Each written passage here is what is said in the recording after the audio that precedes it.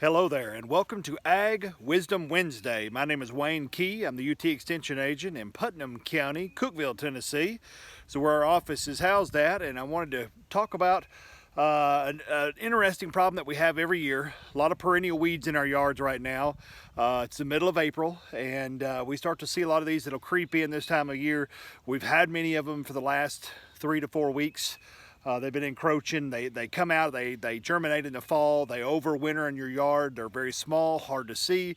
Weather temperature gets warm, the soil temperature warms up.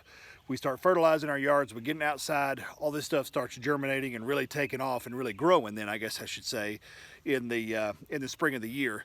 A couple of real common things to point out, and then we'll talk about some control measures. I think everybody knows dandelion.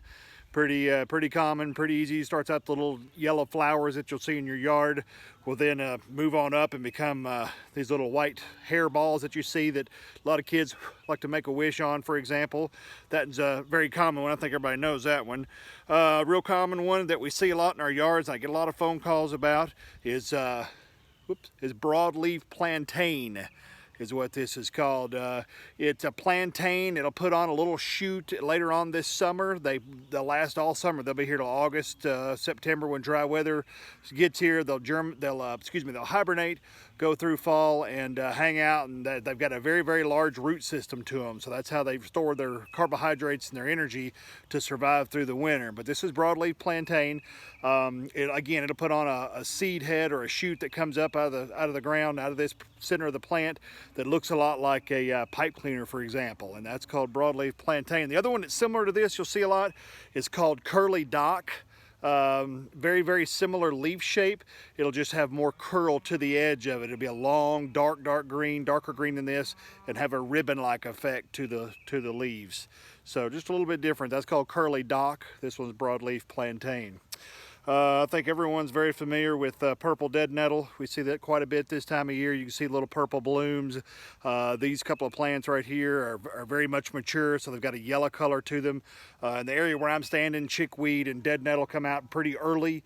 And this weedy patch here by the woods outside from my house has got several that are here, but they've matured and they're starting to turn kind of a yellow color. So that's one that you'll see quite often.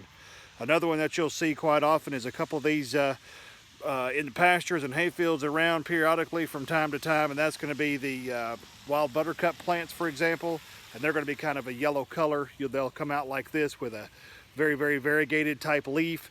It'll put on a yellow bloom that'll come out here, starting to bloom now. You'll see them in different places along woodline areas, pastures, for example, around barns. That's the good old yellow buttercup, wild buttercup that you'll see.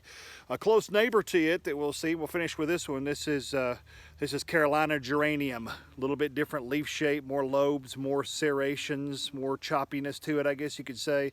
That's Carolina geranium. And these are just some basic ones. There's hundreds of other weeds that we see. Just where I'm standing, we could spend a lot of time covering all these weeds of where I'm at. Recommend a broadleaf weed killer, lawn weed killer for your lawn. Usually they'll contain 2,4-D, dicamba, methocaprop, or MCPP. Usually they'll contain a combination of these 2 or 3 chemicals, but you're looking for a lawn weed killer. They can be concentrated, where you mix with water and use a hand sprayer to spray them. Will not kill your grasses. It'll just kill those broadleaf weeds. You can also get it as a hose-end sprayer if you're spraying a large area of your lawn. The hose attaches to the end of that hose-end sprayer. You mix the product, or a lot of them will come ready to use even, and you can spray that whole area. And that works really good. Or you can even use it in spot treatments, for example, and just mix up a gallon or 2 at a time of that concentrate and use it in certain areas. So hopefully you've enjoyed this session of Ag Wisdom Wednesday. I get a lot of lawn weed questions periodically this time of year, and so I thought it'd be a great subject to cover today. Join me next week and we'll come up with another topic, and we'll cover something again very interesting on our Ag Wisdom Wednesday. Thank you.